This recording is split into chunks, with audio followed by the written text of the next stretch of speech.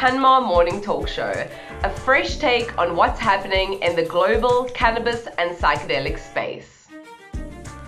Your power shot of cannabis and psychedelics knowledge, featuring the industry's hottest experts, thought leaders, trendsetters, influencers, and celebrities.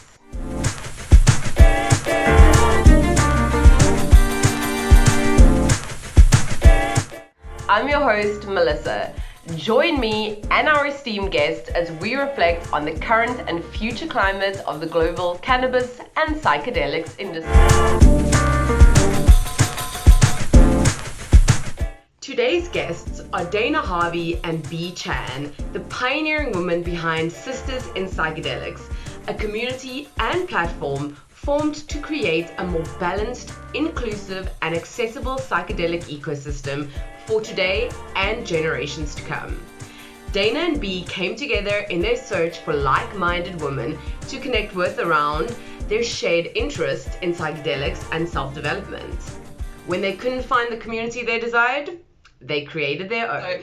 Dana, B, welcome to the CanMar Morning Talk Show. Thank you so much for being here today. It's really amazing to have a wonderful woman like you on the show. As a woman myself, I always enjoy having powerful female guests. So thank you, ladies, for being here today.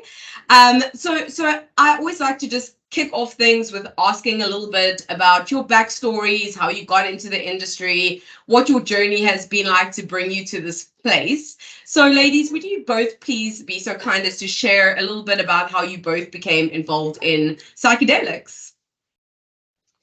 Sure, Melissa. Thank you for having us here. I'll kick it off and then hand it over to my sister B. So my background, how did I get into psychedelics? Well, it comes on the back of a 30+ year career in global corporate communications for emerging industries and new technologies. So with that kind of a background, it made sense for me to be recruited into the psychedelics industry as it arose as an industry. So I started off my work in this field as CCO and head of investor relations for one of the publicly traded companies. I had this beautiful opportunity to marry what I was learning in that position about the research, the science, the history, the politics with my own personal therapeutic use of plant medicines and psychedelics, and to really understand the bigger picture and the whole story and how beautiful and critical these medicines can be, have been in the past and can be for us in the future and in this time now. So as a result of some of the therapeutic medicine use I was undergoing, I came to a realization that I needed to step back from my position as CCO. I wanted to work more one-on-one with people. In fact, I came out with 3 pillars I wanted to work with, which was providing loving guidance, sharing evidence-based research knowledge, and cultivating supportive communities, which I find are so critical in this area. So I did resign from my position. I did embark on a lot of training and apprenticing and learning more about how these medicines are used. And I was traveling along in that way, offering microdosing coaching and providing preparation, integration, and trip sitting, and also cultivating a supportive community through the Flourish Academy on Clubhouse. But I was lacking one thing, and that's kind of at the time that I ran into B, and we came together and joined forces. So I will turn it over to B at this point to tell her story and carry on the SIP story. Yes, thanks for that, Dana, and thank you, Melissa, for having us today. We're really excited to speak with you, get to know a bit more about CanMar, and share our story on your platform. So a bit about me. Similar to Dana, I had a corporate career in HR, and I did that for about 7 years. And what I would say was I had like a gradual demystification of, I guess, what society has been conditioning us since birth, right? So like material success equals to happiness, and it really didn't. So when I kind of had the last straw, I did the most logical thing. I quit my job and I bought a one-way ticket to Asia. And I basically went back to my ancestral lands for about 4 years ago. And so along the way, I really just kind of fell into entrepreneurship, taught myself how to do digital marketing, worked with some really, really bright founders that I learned under that showed me the ropes. And I was introduced to plant medicine. And so my first time ever doing psychedelics was actually overseas in Thailand with Thai mushrooms. And it was funny because I would say like the first 2 to 3 times that I tried, it didn't really work on me the way that I was told that it would, the way that my friends told me that I would feel. And so I actually wrote it off. I was like, oh, you know what, tried it, didn't work, not for me, type of a thing. And it wasn't until an experience brought me to Mexico, and I actually ended up staying there for a total of 9 months, where I dove deep into plant medicine, group ceremonies, intentional usage of psychedelic medicine, and learned all about like setting, safety, dosage, and all that good stuff. And so at the height of COVID, came back to Vancouver because I was trying to find a community that is focused that is focused for a community, a psychedelic community that's focused for women, and didn't find that, found Dana instead. And we basically just thought to ourselves, hey, there must be more than 2 people who's looking for this. And so what we did was we threw up a event on Meetup. And November of 2021, we had 15 women, all strangers, show up to my apartment for a potluck dinner. And we laughed and cried all night as we shared our stories of healing and transformation. And that's how we got started. Incredible. What a journey you have both had to get into the space. I love hearing stories like this, and talking a little bit more about how the two of you actually met and how you started to create this beautiful partnership and Sisters in Psychedelics. Can you share a little bit more about the specifics of that and how Sisters in Psychedelics it started to take off as it has? I think really when B and I first kicked it off, our idea was great. Well, we'll just get together with women once a month and share our stories and grow from there. But as we started to do that, as more and more women were finding out about what we were doing in the community we were building, there just was an increased demand for women to come together, to share our stories, to educate each other, to learn and to grow. We're both quite well connected in psychedelic realms globally, and as our sisters globally were hearing about what we were doing in Vancouver, they were approaching us and saying, like, how can we get involved? We like what you're doing. We want to do this too. And so we ended up adding more to our programming, not just having in-person events in Vancouver, but pivoting to having online events as well. We rebranded from Vancouver Women in Psychedelics to Sisters in Psychedelics. And as of our first birthday, which was November of last year, we launched our first 2 chapters outside of Vancouver, which are Seattle and Vancouver. Calgary, outside of Vancouver. Amazing, incredible, and it's I think it's really great to see that these kind of events are gaining traction, especially for women in the space. I think it's very important. As B said, where are the women? Where are the people? Where is that community? So I think that's really, really amazing. So talking a little bit more about the event itself. When women get involved in this event, what can they expect? Who should be attending Sisters in Psychedelics? Of course, women, but are there any other pillars? Is it business owners? Is it just people who are interested in learning more? Maybe you can just go into the specifics of that a little bit. Yes, to answer your question, I think you're talking about the Sisters in Psychedelics Summit, which we put on for the very first time, September of 2022. And really that was a response to several different things, but one of them being, we looked around in the industry in psychedelic conferences, and we saw an 8-to-1 male to female speaker ratio. And so us putting on SIP Summit, which uniquely features an all women lineup of speakers, panelists, moderators, MCs, and even like performers, performing artists, that was in response to that. In addition, we wanted to make sure that we were putting Vancouver on the map in terms of being the psychedelic capital of Canada. We know that in the US, they get a lot of press and a lot of action and attention already, but there's a lot of really good things that's happening here in Canada too. So we wanted to shine a light on that. And so who is SIP for? Well, to be honest, we're kind of for everybody. Anyone who is interested in learning about psychedelics, safe, intentional usage of psychedelics, people who are into women empowerment, people who want to lift up women and other underrepresented voices in our ecosystem. Recently, we have made the decision to niche down a little bit further to developing products and services for essentially like corporate women who are just curious and wanting to get into psychedelics, but they don't really know who to go to, where to go to, or how to have that conversation. Yeah. Yeah, and I think I just add to that because it sometimes is needs to be communicated that the summit itself is actually open to all genders. And we had about a 30% ratio of male attendees last year. We're hoping for more this year because one of the reasons for having this summit is to really elevate and celebrate women's voices and perspectives in the ecosystem, to make systemic change, to bring us up to leadership, to shine the spotlight on us. And we need all genders involved in that. So we're really encouraged by the response and the support from our masculine, our male, and our men supporters as well.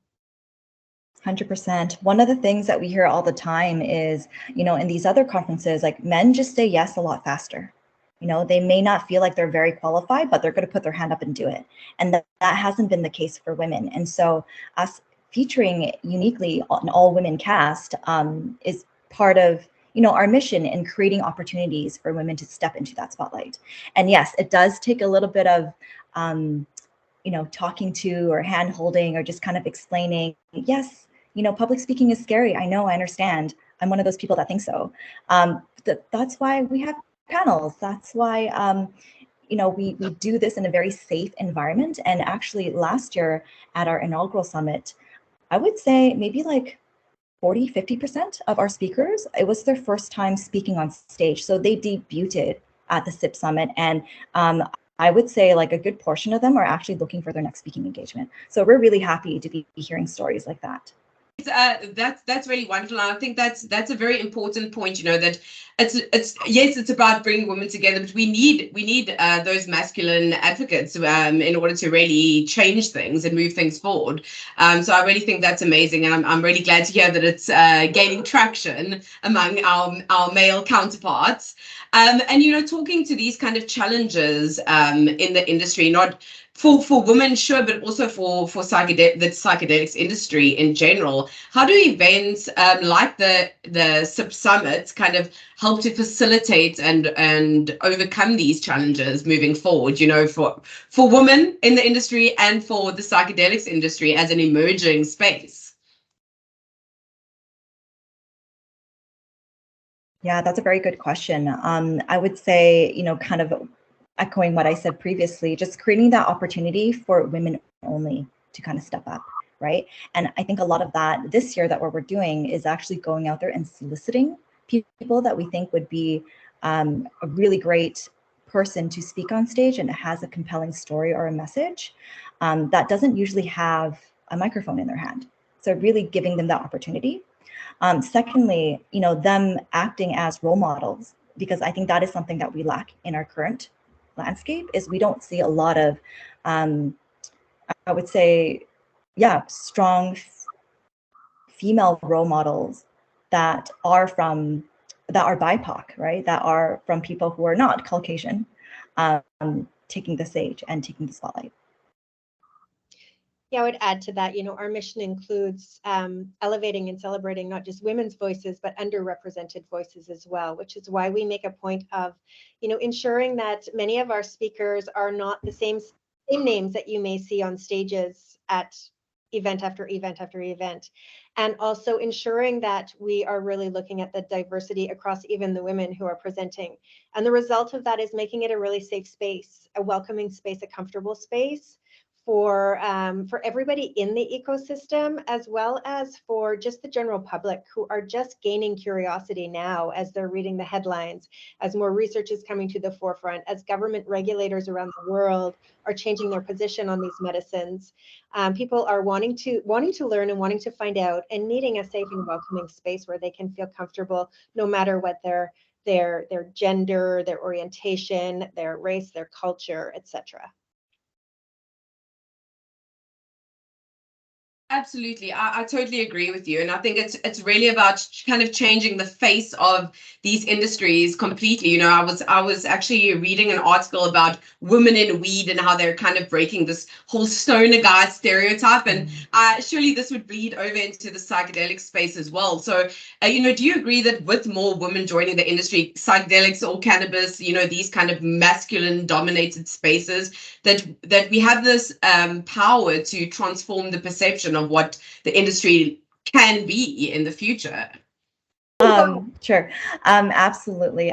Kind of 2 points come to mind for me. One is, if we look to, I don't know, centuries ago and look into like indigenous culture, I can't speak to any other culture, but like, for example, in the Chinese culture, you know, a lot of the shamans, right, a lot of like that was actually done by women.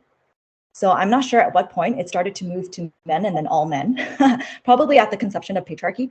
And then secondly is, if we look at the, like, just go back to like the 50s or 60s when there was a lot of psychedelic research done, most of it was done by white Caucasian men, even for things that concerned women. So for example, I think in the overall medical space, for example, diabetes, cholesterol, lifestyle type conditions, it's still very much the model or the research was done on men and then prescribed to women. So even now in the psychedelic landscape, there's very little information about, is psychedelics good for your period, right? Menopause. Can you do it while you're pregnant, when you're breastfeeding, and all those type of stuff? Like the verdict is still not out yet because there just hasn't been enough. So hopefully by having these events and having these opportunities created for more women, we will see that landscape shift. Sorry, go ahead, Dana. Absolutely agree with everything that you said there. And I can just add to it as well a few things. You know, you can't be it if you don't see it. That kind of philosophy of why we want women in leadership up on the stage, so that other women can see that this is something that they can do as well. Women in leadership also have unique perspectives. As women, we do experience periods, menopause, breastfeeding, birth, etc. And one of the reasons that there hasn't been a lot of research done on that is men don't experience these things, so they don't know. It's no fault of theirs. They don't know how relevant these could be. And so we're hopeful that by having more women's voices and perspectives being seen at that leadership position, these things will be brought to light, and more research dollars will go into women-centric clinical trials and studies where they're really needed. I mean, if you look at the clinical diagnoses that are being addressed by psychedelics across the board, where there isn't a different differentiation in the clinical trials of whether they're dealing with men or female, or men or women, so many of these clinical conditions, depression, anxiety, PTSD, etc., are very prevalent and often unique in women, and very often linked to our hormone levels. So I'd love to see research and more study done in that field. Absolutely, and I think that's so true, and it's a very good point. You know, why would men think to conduct these kind of studies? They don't experience that, and that's why we need more women's voices, so that this kind of research can be done. So I totally agree with that. And just talking about, you know, both of your personal experience as women in the psychedelic space, what has your experience been mostly positive? Do you have any memorable stories that you could perhaps share with us of, you know, being a woman in this space? My most memorable experience is the SIP Summit and being surrounded by so many amazing women, and that's just such a positive feeling and memory, and we know that it's impactful. As far as looking at the negatives, I would say, as Bea alluded to prior, there is an average of 8-to-1 male to female representation across all mediums. So that's, speakers, panelists, podcast guests, etc. And I do see that changing. And Bea and I are both quite in demand for speaking opportunities now. But one thing I notice is maybe 80% of the time, the invitations are coming from other women. So I'd love to see a lot more invitations from male podcast hosts, from male producers of media.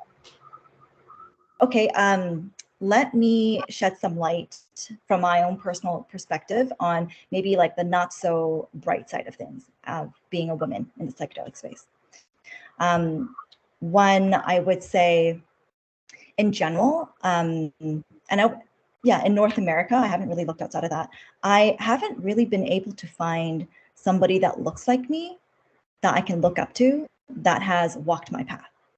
So that's definitely as evident of what we talked about previously. Like there just isn't enough representation. There's not enough women out there, And then secondly, myself as a BIPOC woman, I think in the last year or so, working with SIP, building up SIP, trying to get SIP out there, have experienced some discrimination, some microaggression that I didn't really notice at that time until it was literally staring at me in the face. And so just being aware now that like, oh, that does happen. It's still happening kind of regardless of what industry you're in, because I've definitely experienced that back in my corporate life. I just didn't expect it in here because, there's more of a perception or a notion of, we all want to collaborate. We all want to work together. It's for the betterment of humanity and society and so on and so forth. So I didn't really expect that. But yeah, that's what I've experienced. Yeah, and thank you for sharing, that the other side of the coin there, B, because I think it is, of course, we're going to have positive moments, but there are still a lot of challenges that we face as women, especially in these male-dominated spaces, traditionally masculine dominated spaces, but just for women in general, in the workplace, across the board. So to that point, do you have any advice or maybe some boosts of confidence for women who might be exploring the psychedelic space or any male-dominated space already for the first time? Before I dole out any advice, I would still say that I'm still on a journey of learning, of exploring and discovering myself. I think it really helps if you have a champion. For example, Dana's my champion, so that when she sees situations like this happen, she actually speaks up for me. So that's super nice. And I think just being aware, like now that I've said it, maybe people might recognize it a bit more, and perhaps educating the person that might be behaving in a unintentionally offensive way, perhaps talking to them very, very gently in a private manner might help shed some light on, hey, that behavior is actually construed like this, it's actually interpreted like this. Maybe they just don't know. Yeah, thank you, Bea. I would add to that to help, encourage women in the space is say yes. If you're asked, say yes. Know that the person who's asking you has confidence in you, or they wouldn't be asking you. So embrace that confidence for yourself. I would also add to try to find a mentor or someone who, as closely as possible, has walked a path similar to yours, who can support you, provide feedback, and champion for you. And thirdly, find your people, find a community, find a supportive community. In the psychedelic space, in particular, this area that is pretty gray, you can't always talk to your friends, your family, your other colleagues about it. Everybody's learning in this space. Find a community. I can highly recommend Sisters in Psychedelics for a supportive place to listen, witness, support, be held, be heard. Yeah. Further to that, I would add two things. One is an advice that I got from one of my mentors, and it's yes, even though these things happen, don't put yourself in the victim box, right? Because like the more you think about it, the more you'll attract it and the more that you see it. So yes, acknowledge that it's happened, deal with it in the way that you can, being gentle with yourself, and, you know, yeah, do that. And then secondly, let's not shy away from, you know, our industry has had negative news about sexual abuse, right? When somebody is going through journey and whatnot. And I would just say, do your best to vet the people that is sitting you, right? Or the organization, or, you know, whatever else. Perhaps don't go alone. And if anything happens, speak up, right? Like go to the people that you think can help you, go to the authorities, and make sure that you're taking care of yourself.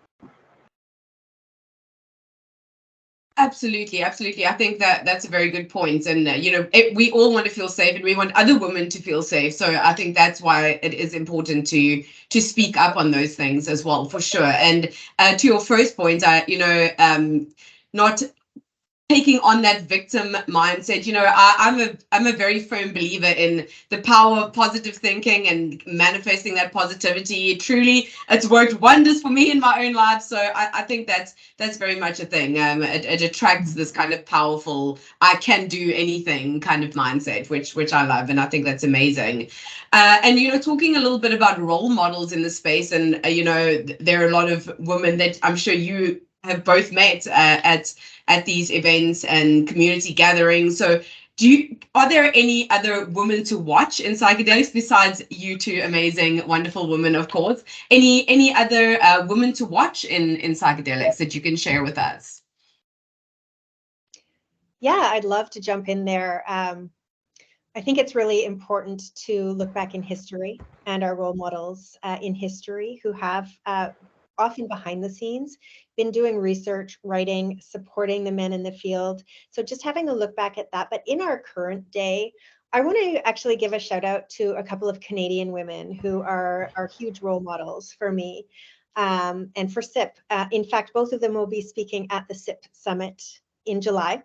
One of them is Dr. Pam Crisco. She is the medical lead for Roots to Thrive. She's also a founding board member of the Psychedelic Association of Canada. And she's actively involved in research related to psilocybin, MDMA, ketamine for frontline healthcare workers and first responders for mental wellness. She's also co-investigator on the largest microdosing study, microdose.me, which is ongoing with over 22,000 enrolled participants. So she'll be speaking at the SIP Summit, giving kind of a lay of the land of psychedelics around where we are globally, where the regulators are, where it's legal, where it's not, what the trends are. So bringing us all onto a level playing field as we come into the summit, so our knowledge is at the same level. Our keynote speaker is Dr. Shannon Dames. She is spearheading founder and current team member of the Roots to Thrive program. She is also it's hard to remember all the things that she is. Vancouver Island University's Psychedelic Assisted Therapy Graduate Certification Education Program. She heads that up. And VIU's Not Samat Center for Psychedelic Research. The one thing in particular that I really respect with Shannon is her specific interest in understanding how Western and Indigenous ways of knowing can be shared in the healing journey, and really looking at resiliency, reconciliation, and collaboration across cultures and silos, which is so needed in this space. To add to that, I would definitely echo what Dana just said. Like, look back at the history of women in the psychedelic development, right? So Maria Sabina, even though she was shunned by her community, I learned all about this when I went to Oaxaca to visit her museum as well. And also say like Anne Shulgin and, the others that are kind of like the grandmothers of the psychedelic industry. My first thought was, Melissa, when you asked me that question, I'm like, honestly, like all the women that spoke at our conference last year, those are all the ones to watch. And we platformed about 33 of them. Right, and Dr. Pam was one of them. But to kind of call a few out to pay a bit more attention to, I would say Amanda Seberg. She is a Forbes journalist and author who just, she launched 2 books. One was The Little Book of Cannabis, How Marijuana Can Improve Your Life. And the other one that she just launched back in November of last year was Psyched, 7 Cutting Edge Psychedelics that changes the world. Another person is Deborah Servetnik. She is our dear friend who does a lot of different things, but I think the most interesting to me was she was one of the first participants in, was it the MAP trials, was it, Dana? Johns Hopkins. Johns Hopkins. Yeah, a cancer survivor that kind of went through that. So it was, yeah, just really interesting to hear about her experience. Another person is Barinder Rasad, I believe. I hope I'm not butchering her last name here. She's founded a lot of organizations in the past and currently, including Grow Tech Labs, International Institute for Cannabis Health and Education, and she was one of the co-founders of Haven Life. And I think, yeah, she's also based here in Vancouver. And let me shout out to a medicine woman that is our dear friend of Dan and mine, Aga. I can never say her last name. Kostatska.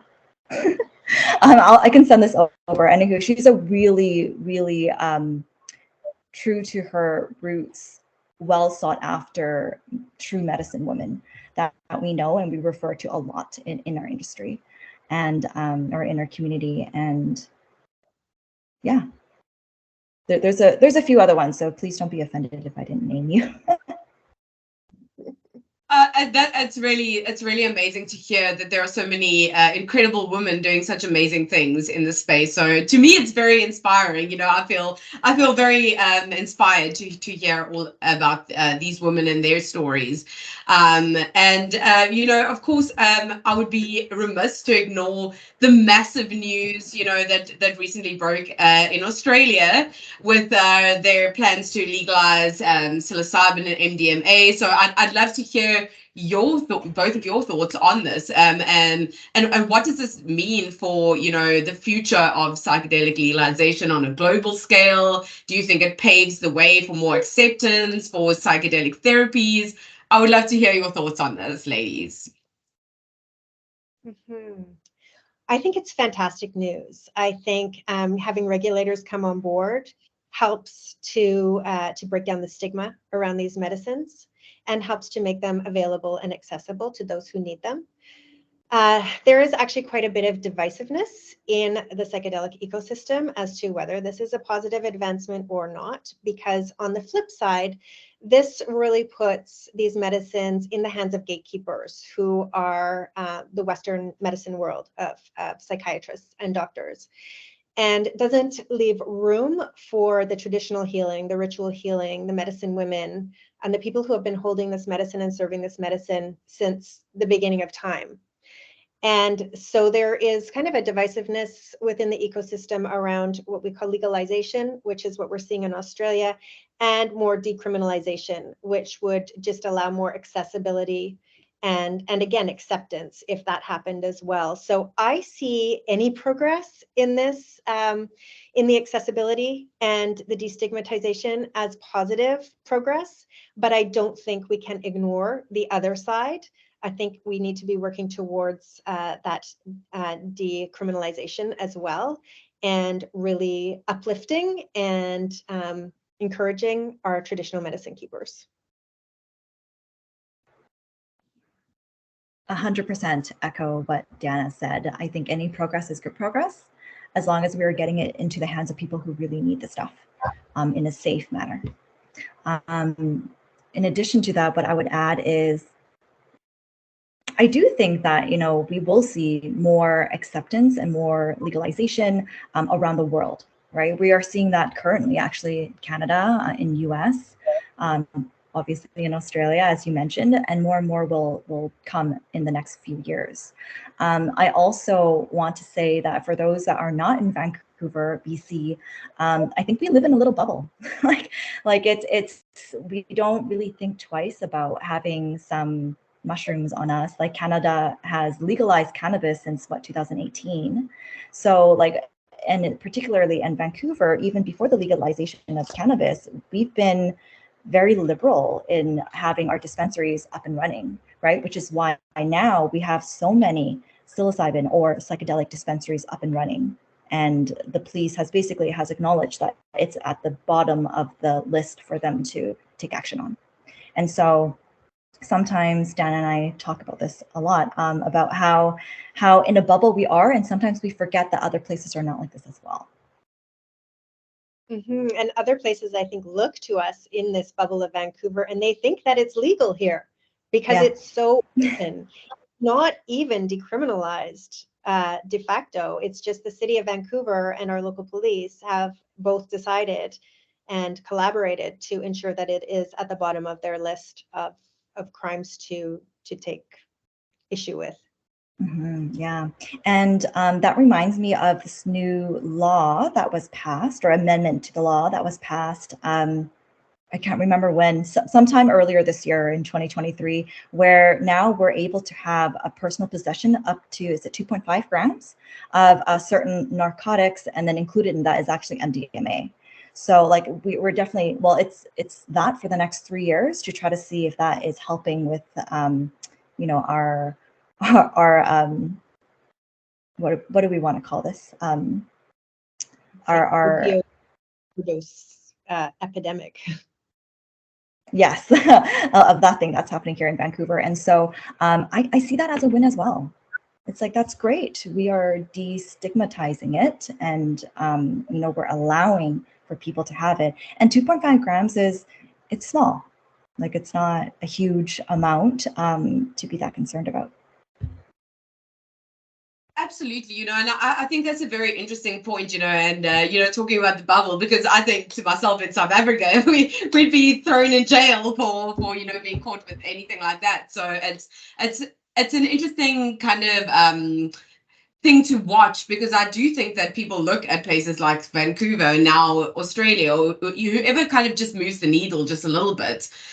The rest of the world kind of sits up and thinks, okay, well, maybe there's something here. So I think as both of you have said, any progress is positive in that way. So looking forward to the future, what do you guys kind of think for the next, let's say, 5 to 10 years in terms of psychedelics on a global scale? Do you have any predictions, any specific challenges or observations that you could share with us for what you see for the future of psychedelics? My opinion is that as we see more and more regulators coming on board globally, this will become more accepted at the regulatory level. That will, of course, lead to the destigmatization. We have a lot of work still to do on that since the stigma arose in the 1970s with the war on drugs. But I do see this becoming more acceptable, more accessible in many different ways, shapes, and forms. And I'm so encouraged by the current and ongoing research that is really providing undeniable evidence of the power and the beauty of these medicines. I think in the next 5 to 10 years, we'll see certain psychedelics and plant medicine being legalized. I think psilocybin for sure, MDMA, because MAP's clinical trial, like third clinical trial for third phase, is already happening or completed. And I think we'll see a lot more women entering the space, a lot more research being done on how psychedelic medicine is helpful or how it impacts the woman's body. And and I also see a lot more regulation in place for it. So, for example, if an organization or somebody is misbehaving, there's misconduct, there will be a regulatory body that you can go to where they can then step in and take action. I do seeing that happen. And I think that's just natural in any industry that you see when it's new and emerging, right? There needs to be these check and balances in place. Absolutely, and I think the future is very exciting. There's a lot to look forward to. So fingers crossed that it doesn't take 10 years, and it happens a lot quicker than that, right? Yeah. And just pivoting back to Sisters in Psychedelics for a minute. You guys have the next summit coming up in July. Can you tell everyone a little bit about what they can expect from this year's summit? What are some exciting things that are happening that they can look forward to for this year's summit? Both, and I know there's both in person and virtual. But I will definitely be attending the virtual since I'm here in South Africa. Wish I could be there in person, but yeah, what can we expect from this year's summit? Sure. Why don't I tell you a bit about last year's summit in comparison, and then so like we know. So last year, our first year, we had it was a one-day summit, sold out. We had 150 people in person. We had about 800 who signed up for our live stream, which was complimentary, and we had 33 speakers and about 35 sponsors and table vendors and whatnot, an after party, and it was like a one-day event. Now this year, what we're imagining it is, to me, I would say it's more of like a new and improved version of it. So it's a little bit different. So we are expanding to over 3 days. So we have a Friday welcome reception in the evening. Saturday is all day presentations with a evening VIP connection ceremony that we're going to have. Sunday for the morning portion is a continuation of our presentation. So these are solo speakers, panelists, fireside chat, so on and so forth. And then Sunday afternoon, we're actually going to be offering deep dive workshops, 90 minutes long, where people can actually get educational component as well as hands-on practice on whatever it is the topic that they're being educated on. And in addition to that, this year we are also hosting, we're creating a Sisters in Psychedelics Soul Sister of the Year Awards. So this is Soul Sister and Rising Star Soul Sister. So we're really excited to be putting that out there in the universe. Yeah. Oh, sorry. I should say one thing. We're also more than doubling our audience. So it's going to be, we have space for 300 to 400 people in attendance and a lot more people on live stream. Yeah. Did I miss anything, Dana? I think you got it there. Amazing. I mean, it sounds really incredible. It really makes me wish that I was able to attend in person this year. I did actually attend online last year. I really loved it. I can't wait to join again virtually this year. And beyond 2023, what are your hopes for the future of SIP, in the coming years, and for both of yourselves, personally and professionally? Good question. I think on the SIP side, we are continuing our global expansion. Our membership now has women from all across the world: Argentina, Australia, South Africa, Philippines, and we have a plethora of interest in having in-person chapters where people are really yearning to connect in person. At our first birthday, as I mentioned, we launched Seattle and Calgary, so I think you can expect to see more in-person chapters over the years. We're also expanding our programming, so we will be offering 6, 8, 12-week programs for education and community. The first of those will be launching shortly with microdosing for women. And we are really welcoming in the women who are not yet in the industry, who are only just reading the headlines, who are only just thinking, wow, I think I want to know more. I'm really interested, or I'm going through a life transition. I've tried the medical route. Things are not going well in my life. Maybe psychedelics could be an answer for me. We really want to become a welcoming and safe space for the women whose curiosity is just being piqued. And as Bea mentioned, particularly corporate women who don't really know where to go for the next step or for the knowledge, or for a safe and vetted community where they know that they can talk openly about these topics and these issues. Bea, anything you want to add to that? The only thing that I would add to that is maybe not 2023. Beyond that is, welcoming couples. I would say, especially for these corporate women who are just dipping their toe in, and we are a trusted resource for them. They have husbands, they have sons, they have, I don't know, brothers and stuff like that might also be interested, and where would they point these people to? So yeah, we also want to be welcoming a men's portion or couples portion as well in the future. I love Yes, that. I think that's, oh, sorry, Dana. Yeah, I just wanted to say, I think that's such a fantastic idea, and what a great way to bring more men into the fold as well. Please continue, Dana. Absolutely. I was just going to add that in our very short-term future, starting on the fourth Wednesday of this month and ongoing on the fourth Wednesday of each month, we are going to have just short little lunch and learn sessions. They'll be on Instagram Live and LinkedIn Live. We are kicking this month off with microdosing for women. So just a little bit of background on microdosing and then opening it up to questions. So if you're curious, come along and join us. And we specifically made it for just a brief little lunch hour drop-in so that no matter what you have going on in your day, you can come and join us. Well, one thing that I would say is, we do have virtual live stream, which we are turning into its own kind of event. So definitely grab a live stream ticket if you're not able to come to the summit in person. And you can find that at SIP Summit 2023 at eventbrite.ca. And from March 27th until end of April, we have a 25% discount off at. If you enter SIP Summit 25, it'll give you 25% off.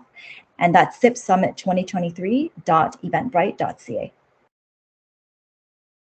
Amazing, and I can drop the links in to the episode description as well for you guys. That's perfect. Another thing that I would add would be, we are looking for volunteers to help us put this large scale event together, because it does take a village. Even if you are not here in Vancouver, we're definitely looking for virtual help as well. So if you're interested, we have a form that we can send to Melissa and she can send out.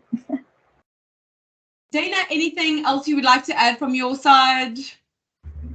I just wanted to add my appreciation for having us on the CanMar Morning Show and for doing your part to elevate the voices and the perspectives of women in the psychedelic ecosystem by having us here as guests. So thank you very much. Thank you. Thanks, Melissa.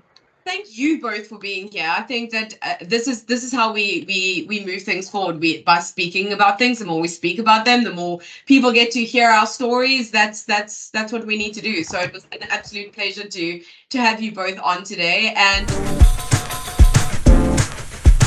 that's a wrap. Thanks for watching or listening to the CanMar Morning Talk Show. Join us next time for your weekly dose of cannabis and psychedelics updates from the industry's experts. But wait, before you go, did you know that CanMar is leading global change within the cannabis and psychedelics industry? We are building customizable ecosystems, providing solutions to recruitment, offering regulatory and compliance services, and community hub for the global network. Some might say we are the future. If you haven't already, download the CanMar Hub app or check out our website at canmar.io to see what we're getting up to. And if you haven't subscribed yet, please hit that subscribe button below to hear more juicy insights from the movers and shakers of the cannabis and psychedelics industry.